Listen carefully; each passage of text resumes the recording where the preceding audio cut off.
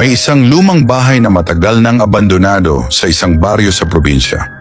Ayon sa mga matatanda, hindi ito basta isang bahay lang. Isa itong lugar na tinatawag nilang bahay ng mga kaluluwa. Wala nang nakatira doon at hindi rin madalas pinupuntahan. Kung may dadaan mang tao, mabilis itong lumalabas sa takot at hindi na muling bumabalik.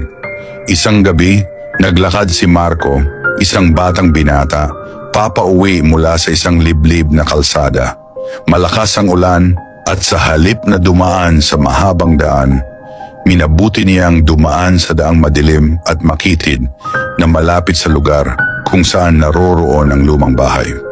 Habang naglalakad siya, napansin niyang parang may mga anino sa mga bintana ng bahay.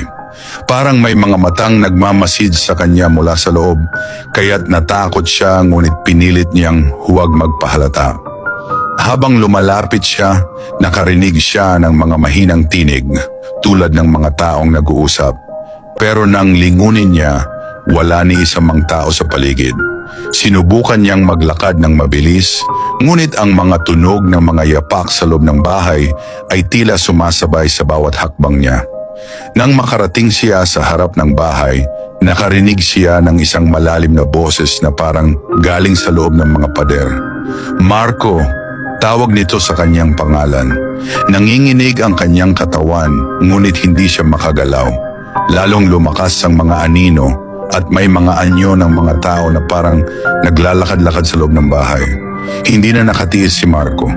Tumakbo siya palayo sa bahay, pero habang siya ay papalayo, may narinig siyang malakas na tawa mula sa loob.